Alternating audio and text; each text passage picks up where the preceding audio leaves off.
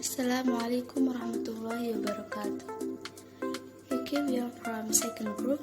We will discuss about gender and belief. Okay, here I will discuss about definition of gender and belief. The term gender describes the conception of sex roles that are socially determined. According to the UPW minister, gender is the differences in the nature of women and men that do not refer to biological differences, but embrace socio-cultural values. So there arises other values that become general values for a certain group of types. Then the definition of gender according to Central gender refers to the social dimensions as a woman's mode. And then two aspects of gender make a special mention. The first is gender identity and the second is gender role. Gender identity is the feeling of being male or female, which most children acquire when they are 3 years old. And then second, gender roles are a set of expectations that define how women and men should think, act, and feel. And then, gender is the perceptions of society of which refer to the role, behavior, expression, and identity of a person, both male and female. And then gender is usually associated with the term masculine and feminine. The masculine here is associated with male characteristics such as manly, strong, and leading.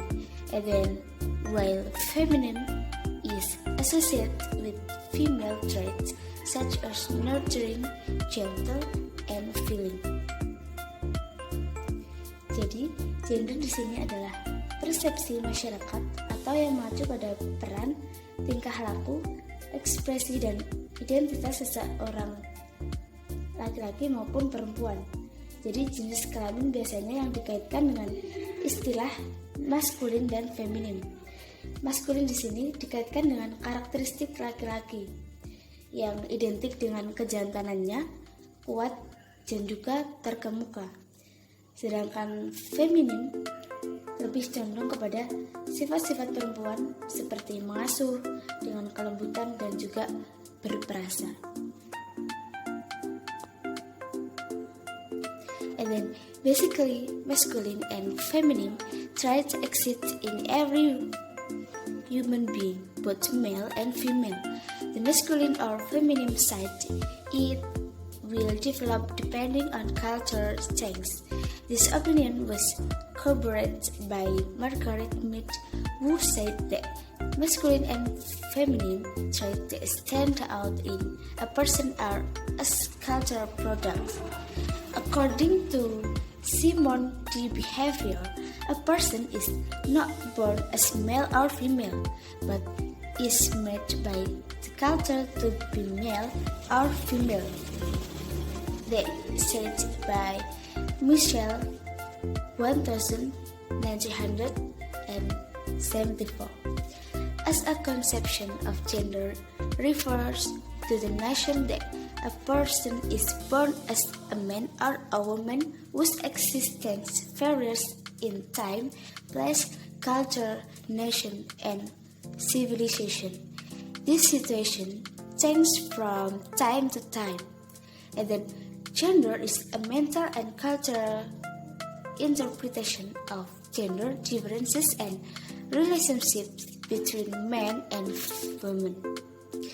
Therefore, gender identity is included as a fundamental thing and appreciation of oneself as a man or woman, which is fundamental and existential, as a social psychological construction in line with the acceptance of their biological gender.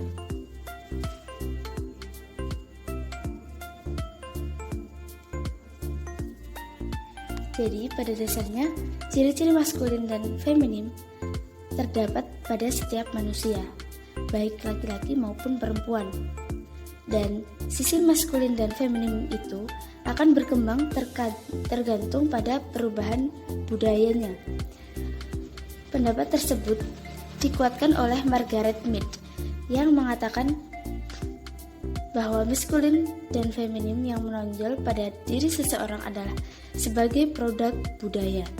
Dan juga menurut Simon de Beauvoir, seseorang tidak dilahirkan sebagai laki-laki atau perempuan, tetapi dibentuk oleh budaya menjadi laki-laki atau perempuan.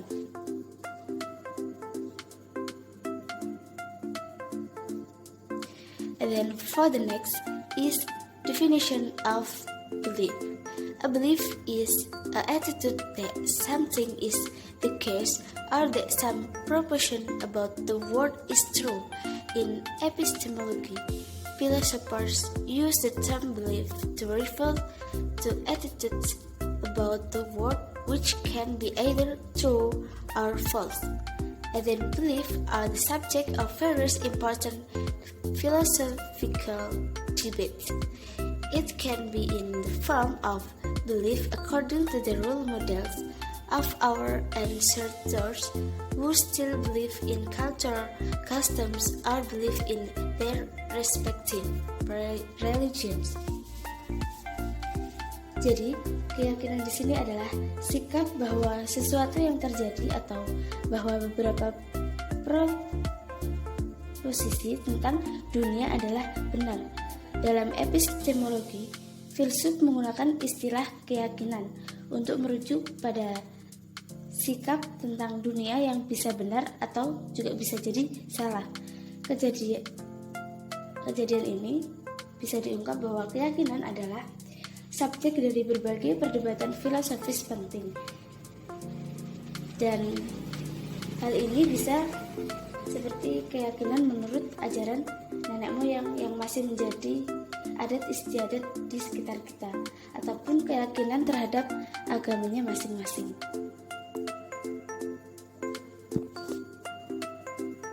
Baik, untuk selanjutnya saya akan menjelaskan tentang the relationship between gender role and belief.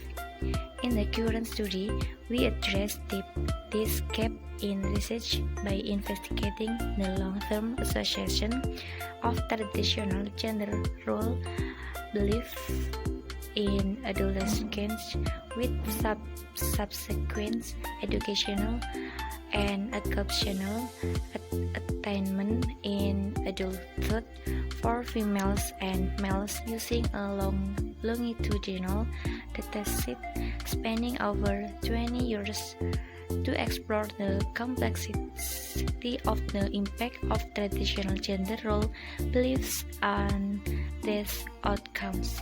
We investigate the impact of traditional gender role beliefs within as well as across genders.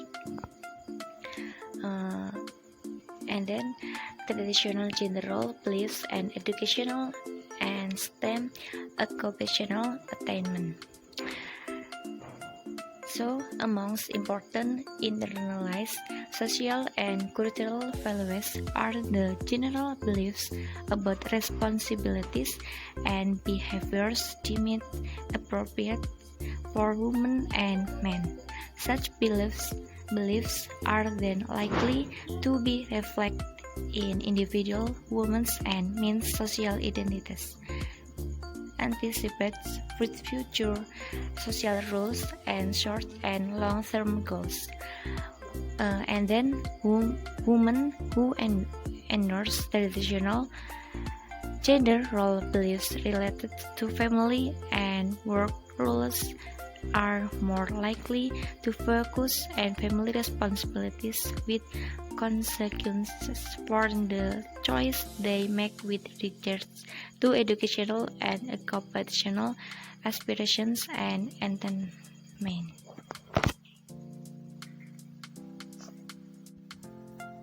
next discussion is patriarchy and matriarchy culture.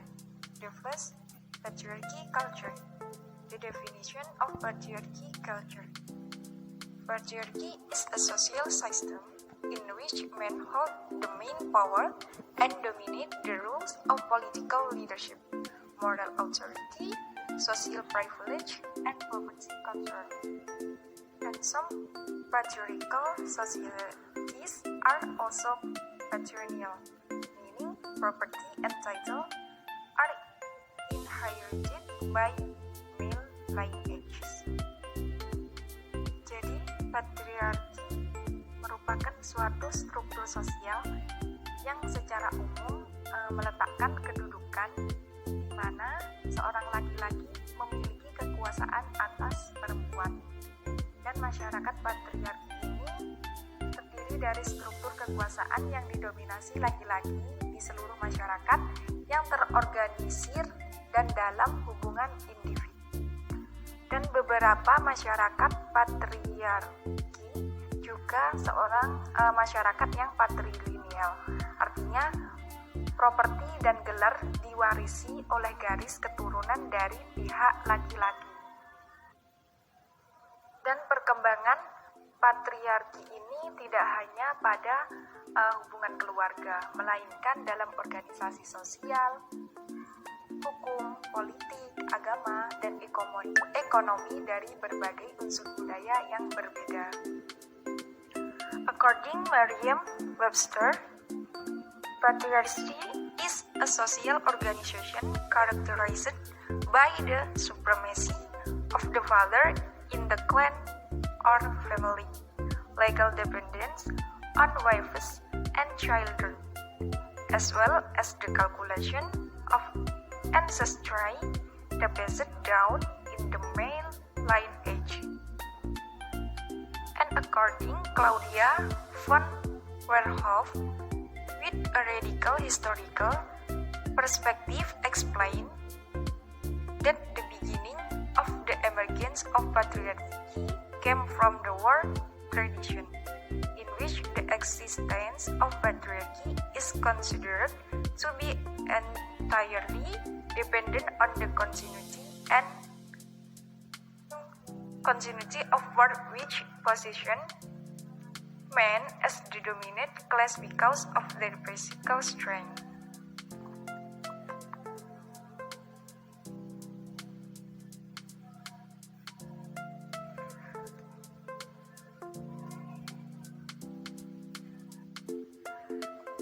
Jadi pengertian patriarki menurut para ahli, yang pertama itu Merriam-Webster menerangkan bahwa patriarki merupakan organisasi sosial yang ditandai dengan supremasi ayah dalam klan atau keluarga, ketergantungan hukum terhadap istri dan anak, serta perhitungan keturunan dan warisan dalam garis keturunan laki-laki. Sedangkan menurut Claudia von Werhoff, dengan perspektif radikal historisnya menguraikan bahwa awal munculnya patriarki ini berasal dari tradisi perang, di mana eksistensi patriarki dianggap tergantung sepenuhnya pada keberlangsungan dan kesinambungan perang yang memposisikan kaum laki-laki sebagai kelas dominan karena kekuatan fisiknya. Dan perang juga mengakibatkan hancurnya sistem patriarki karena di dalam masyarakat praperang. Dengan demikian, logika patriarki merupakan logika perang yang berarti bahwa semua institusi sosial yang ditemukan dan diciptakan oleh patriarki secara prinsipal berasal dari pengalaman perang, baik dalam persoalan ekonomi, sosial politik, maupun ketuhanan. The next is the type of patriarchy. Here, the type of patriarchy is divided into two types, namely traditional and modern. The first is traditional. In this system, older men have power over the younger male generation. Traditional patriarchal societies usually also patrilineal, title and property inherited through male lines. For example, the Salic law is applied to property and title strictly follows male lineage. And the next is example of patriarchy. The first, patriarchy in Indonesia. Patriarchy in Indonesia, there in Batak culture. Women must join the male family. The implication is that everything is determined by men. The understanding of women who leave their parents and go to their husband's family results in gender inequality. Women have a second-class position and men as priority. Women accept this condition as destiny and need not be questioned. The United States as one of the developed countries has the application of patriarchy. Based on the statement of Philip Cohen, a professor of sociology at the University of Maryland, arguing that the U.S. remains a patriarchal society. Cohen argues that the U.S. remains patriarchal because it is ruled by men. Center for American Women and Politics, RCAWP, reports that women hold only 23.7% of the seats in the Legislative Assembly and 25% of the seats in the Senate. And Cohen noted that among American families, only 6% of married U.S.-born women had a surname that was different from the surname of their husband in 2004. Next is India.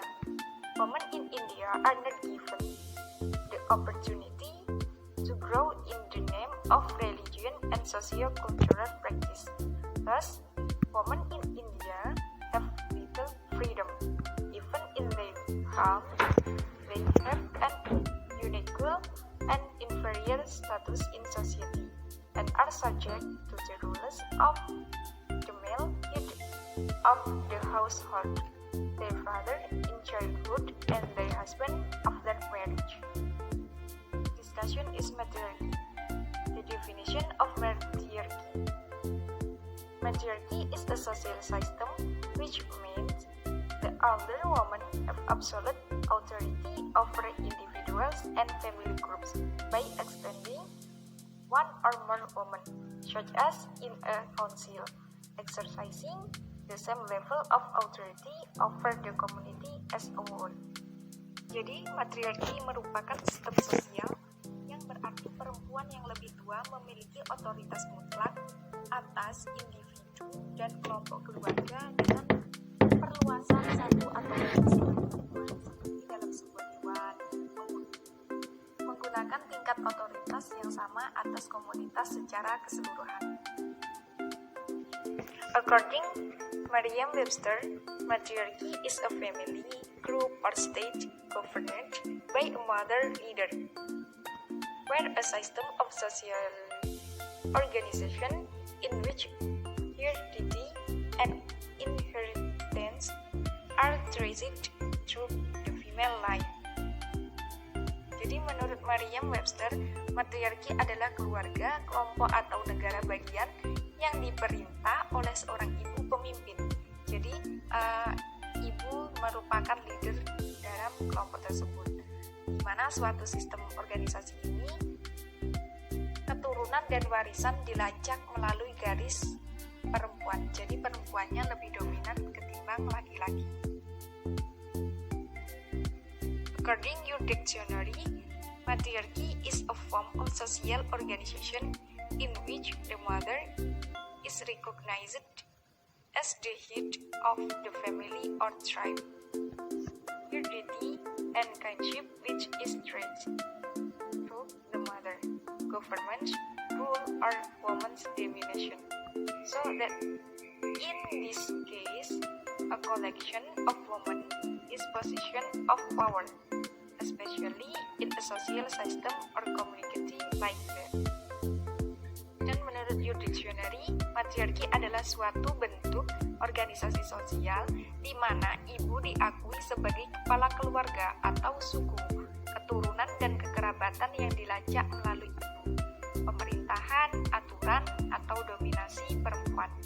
Sehingga dalam hal ini, kumpulan perempuan dalam posisi kekuasaan, terutama dalam sistem sosial atau komunitas semacam itu. Next is types of matriarchy. Matriarki dibagi menjadi beberapa tipe. Yang pertama yaitu maternal contrariety. Next is types of matriarchy. The first, maternal centrality, which holds the principle that women are above men. This type of society does not lead to the subordinate of men, but glorifies the female element, who is considered to hold the power of all life. So, untuk yang pertama itu maternal centrality atau sentralitas keibuan yang memegang prinsip bahwa perempuan di atas laki-laki. Jenis masyarakat ini tidak mengarah pada subordinasi laki-laki, tetapi mengagungkan unsur perempuan yang dianggap memegang kekuatan seluruh kehidupan. The second is gender complementary, where gender equality is developed through interdependence between the sex, although men and women can hold sex-specific roles. They are valued equally, and the two sexes function together as complementary to one another. Jadi untuk yang kedua ini, di mana kesetaraan gender dikembangkan melalui saling ketergantungan antar jenis kelamin. Meskipun pria dan wanita dapat memegang peran khusus jenis kelamin, peran tersebut dihargai sama, dan kedua jenis kelamin berfungsi sama sebagai pelengkap satu sama lain. Third, gender diversity, where gender differences are simply ignored. In such a society, both men and women can play the same role and be involved in similar function. Jadi pada tipe ketiga ini, di mana perbedaan gender diabaikan begitu saja. Dalam masyarakat seperti itu, baik laki-laki maupun perempuan dapat memegang peran yang sama dan terlibat dalam fungsi yang serupa. And the last is gender unity, which considered both sex to be the same, to point to the Lapu people on the Tibetan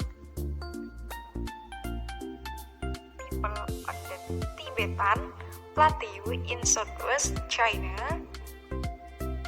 as example for this third type.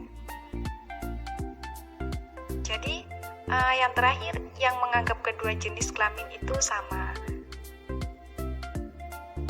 Second is Mosuo in China.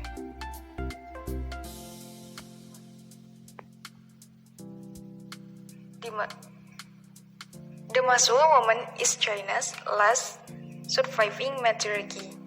There are about 40,000 of them, according to Independence, and they practice Tibetan Buddhism.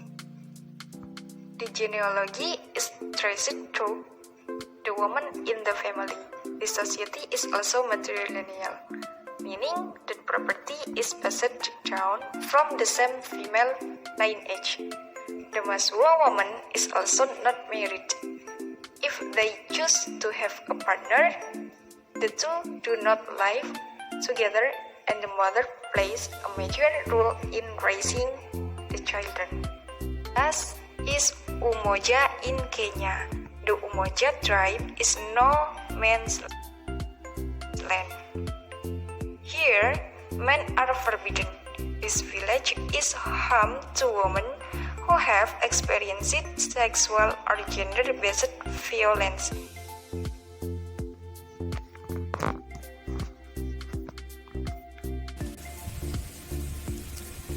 Gender role and beliefs in Indonesia.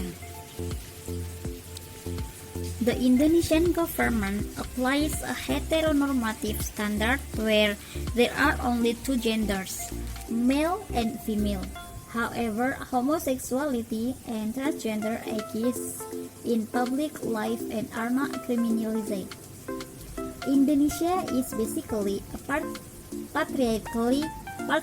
patriarchal society where women are expected to play traditional subordinate roles as daughters, wives, and mothers. However, Indonesia women have come a long way in their majority Islamic and male-dominated society. Apart from a male-dominated society in general, some communities adopt matrilineal systems in which women are in charge of the household and men take their wives' surnames. Pemerintah Indonesia menerapkan standar heteronormatif di mana hanya ada dua jenis kelamin, yakni laki-laki dan perempuan. Namun, homoseksualitas dan transgender ada dalam kehidupan publik dan tidak dikriminalisasi. Indonesia pada dasarnya adalah masyarakat patriarki, di mana perempuan diharapkan memainkan peran tradisional subordinat sebagai anak perempuan, istri, dan ibu. Namun, wanita Indonesia telah berkembang pesat dalam masyarakat mayoritas Islam dan didominasi oleh pria. Selain didominasi oleh pria, pada umumnya ada beberapa komunitas mengadopsi sistem matrilineal di mana perempuan bertanggung jawab atas rumah tangga dan laki-laki mengambil nama keluarga istri mereka.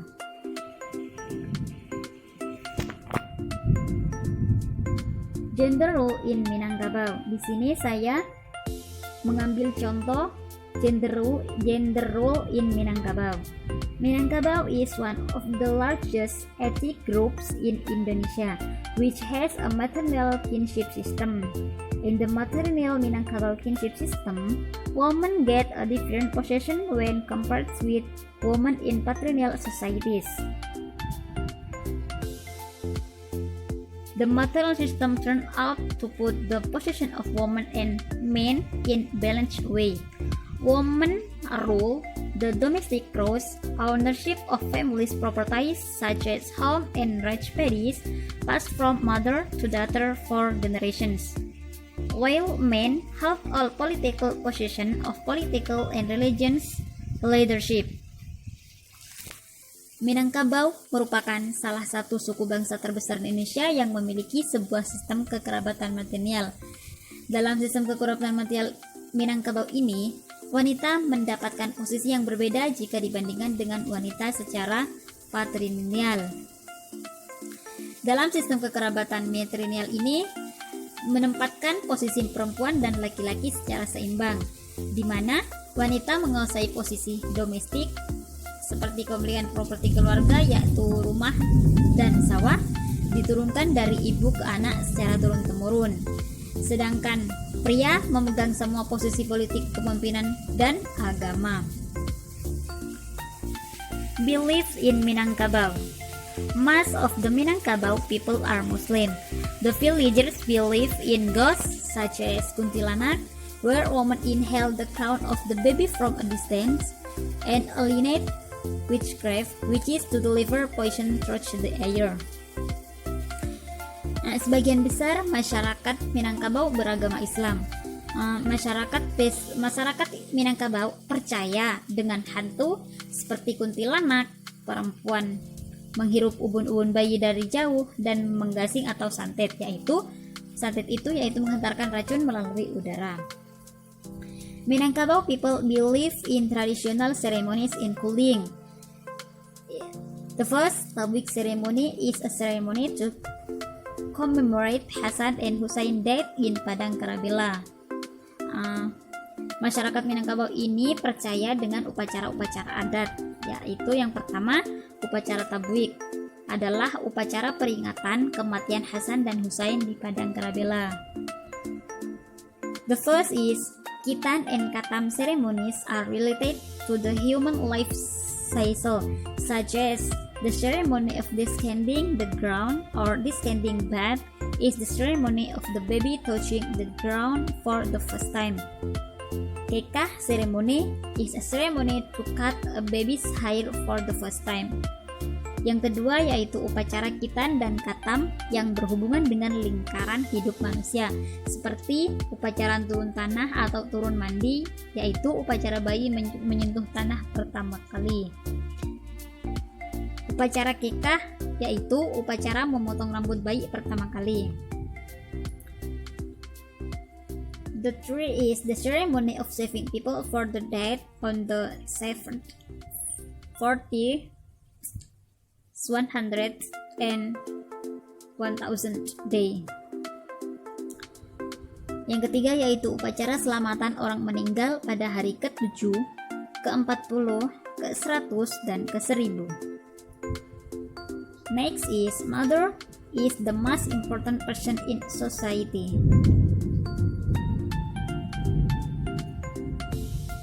Ibu adalah orang terpenting dalam masyarakat.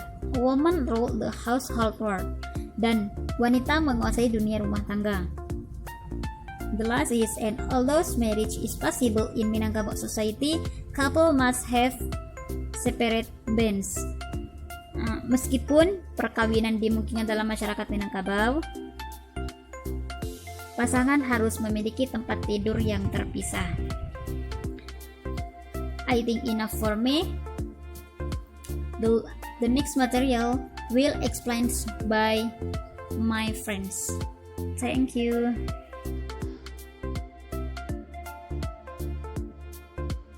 Okay, the next material is about gender role and beliefs in other countries. First, in India. Women in India are not given the opportunity to grow the name of religion and socio-cultural practices. Thus, women in India have little freedom. Even in their homes, they have an unequal and inferior status in society, and are subject to the rules of the male head of the household, or their father in childhood and their partner after marriage. As we know, in India have applied patriarchy beliefs yang mengakibatkan wanita di India tidak diberi kesempatan untuk tumbuh atas nama agama dan praktik sosial budaya. Dengan demikian, perempuan di India memiliki sedikit kebebasan. Bahkan di rumah mereka memiliki status yang tidak setara dan inferior dalam masyarakat.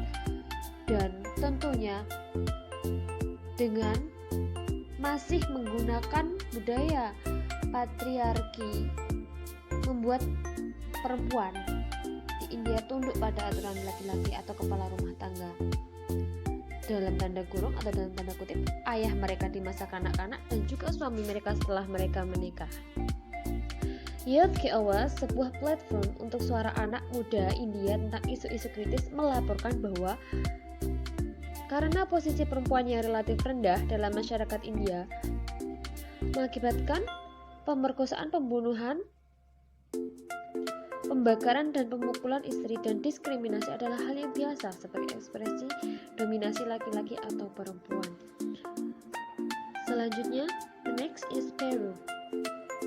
While physical abuse and violence against women is a worldwide problem, nothing is more of a problem than in Peru. In rural areas of the country, 61% of women have been victims of physical abuse. Nationwide, the World Health Organization reports that 52% of Peruvian women have been raped by their partners.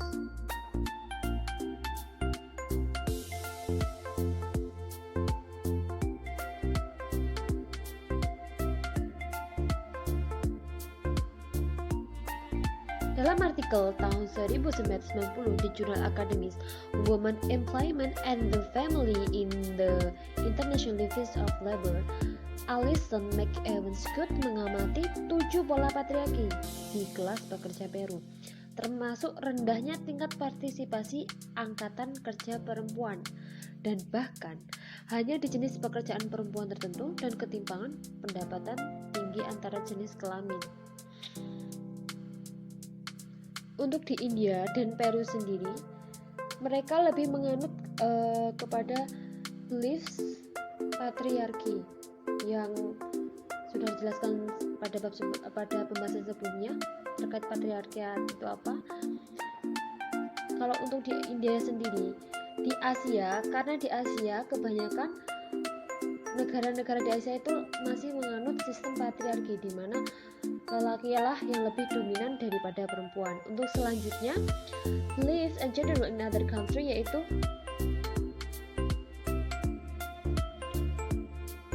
gender rules and beliefs in other country adalah di Mosul, Tiongkok.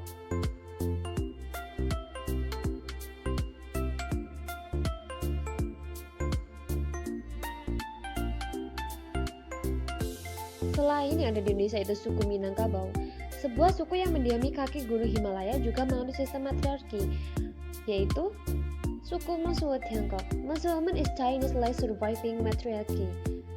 There are about 40,000 of them according to the Independent, and they practice Tibetan Buddhism. The genealogy is traced through the woman in the family.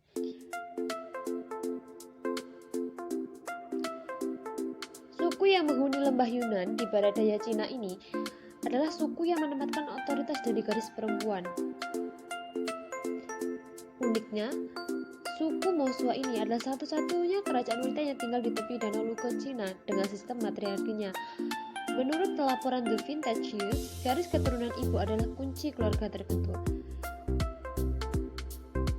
Beside belief matriarki, suku Moswa tidak menerapkan sistem perkawinan. Justru mereka menjalankan sistem walking marriage atau aksia.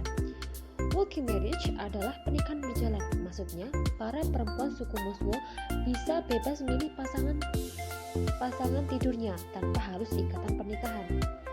Dalam pelaksanaan sendiri, ketika perempuan sudah dianggap dewasa secara seksual, mereka akan diberikan kamar pribadi. Selanjutnya, perempuan Moswa akan mengundang pria yang disenangi untuk tidur bersama.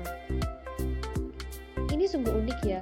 Tentu, perempuan suku Moswa bisa mengajak lelaki yang berbeda pada setiap kesempatan. Nantinya, laki-laki tersebut akan datang setelah senja dan pergi setelah matahari terbit. Nah, uniknya lagi, di dalam budaya gender roles dan belief di suku Moswa Tiongkok ini, ketika keduanya sudah tidur bersama, sang pria harus meletakkan topi di pegangan pintu kamar wanita. Hal ini sebagai tanda agar pria lain tidak masuk ke dalam kamar. Kemudian saat dibesarkan, sang anak juga tidak dibesarkan oleh kedua orang tua secara bersama. Tentunya berbanding terbalik dengan yang ada di Indonesia. Seperti yang kita tahu bahwa di Indonesia seorang anak dibesarkan oleh kedua orang tuanya secara sendiri.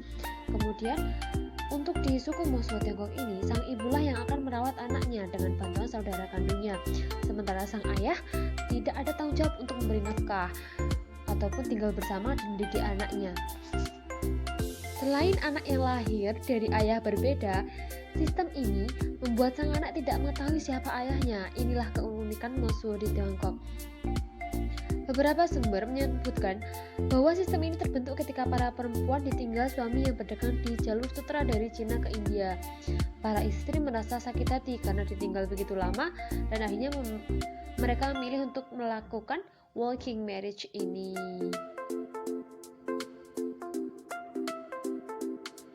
Meski sudah berlangsung dalam tulisannya, Mary Clary menyebutkan bahwa beberapa wanita Moswa dari generasi yang lebih muda juga menambahkan pernikahan dengan ikatan hidup bersama pasangan di bawah satu atap seperti pasangan pada umumnya.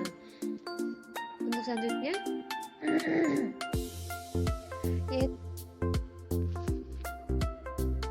selanjutnya yaitu Bribri Costa Rica. The Bribri people live in the mountains and islands of southern Costa Rica and northern Panama, both on reservation and non-protected areas. The Bribri social structure is organized in clans.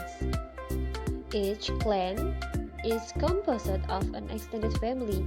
The clan system is matrilineal. That is, a child clan is determined by the clan his or her mother belongs to.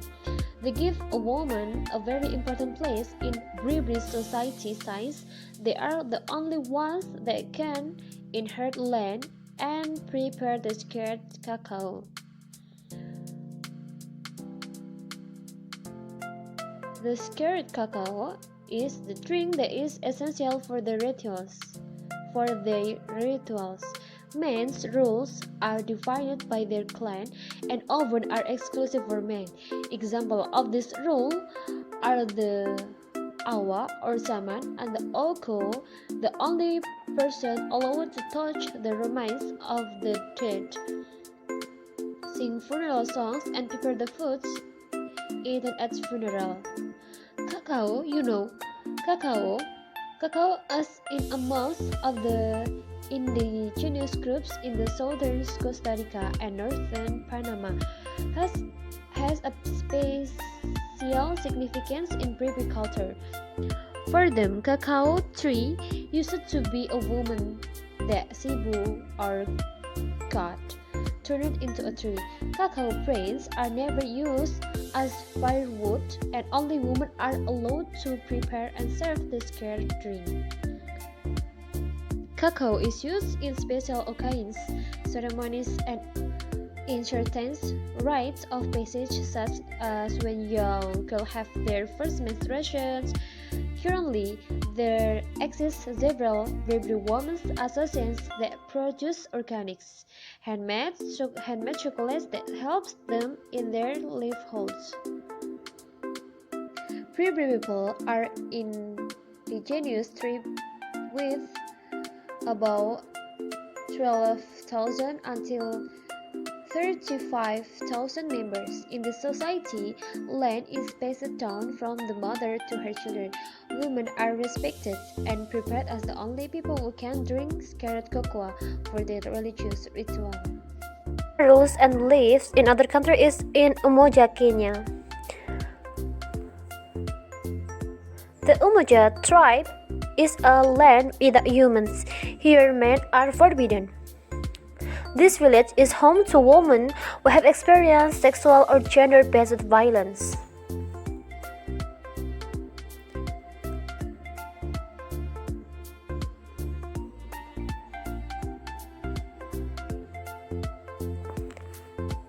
Kampung ini atau Kampung Umoja didirikan oleh seorang perempuan bernama Rebecca dari suku Samburu. Tepatnya beberapa tahun silam. Rebecca mengalami trauma setelah mengalami pendarahan usai disunat sebagai tradisi suku Samburu. Kemudian, Rebecca juga tergugah dengan nasib perempuan di sukunya karena cuma dianggap sebagai properti pria. Saat itu, dia berjumpa dengan Jane Namungen yang tinggal di dekat pangkalan latihan tentara Inggris. Jane juga dilecehkan oleh salah satu tentara Inggris. Bukannya mendapat pembelaan dari keluarga, dia justru diusir dan harus bekerja untuk bertahan hidup. Kemudian, mereka berjumpa dengan 13 perempuan korban perkosaan tentara Inggris lainnya dan sepakat untuk membangun desa Umoja Uwaso dengan bantuan Kementerian Kebudayaan, Warisan dan Pelayanan Sosial Kenya. Umoja sendiri, suku Umoja ini berasal dari bahasa Swahili yang berarti bersatu. Desa itu ada di dekat kota Archers Falls di distrik Samburu. Jaraknya sekitar 380 km dari ibu kota Nairobi. Keunikan di desa ini, penghuni desa Umoja ini hanya dihuni oleh perempuan. Mereka seperti yang sudah saya sebutkan di awal, mereka adalah perempuan korban perkosaan tentara Inggris dan dibuang oleh keluarganya, perempuan yang lari dari pernikahan paksa, korban praktik sunat, anak yatim piatu dan penderita HIV, dan juga korban perang dari distrik Turkana.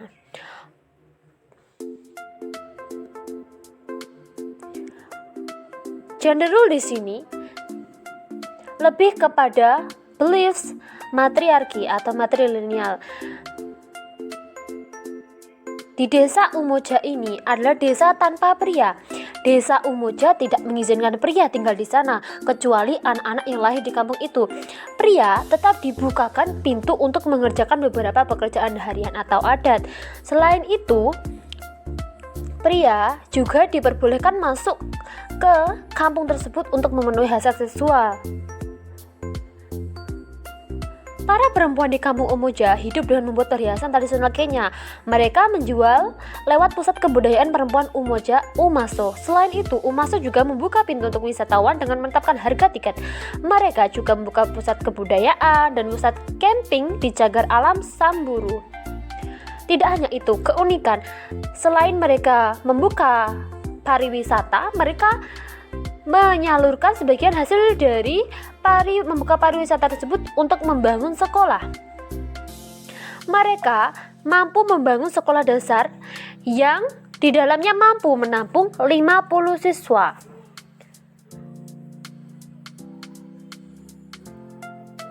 Dan keunikan lain dari gender roles di Umoja Kenya ini adalah seluruh keputusan adat dibicarakan di bawah pohon pidato.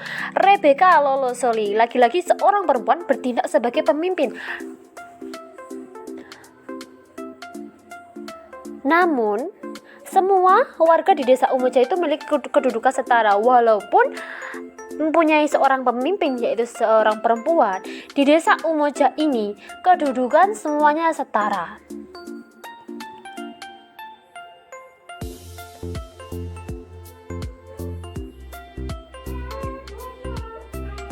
The village of Umoja, which means unity in Swahili, was founded in 1990. As work, women and children show their village to tourists and work to educate others about their rights.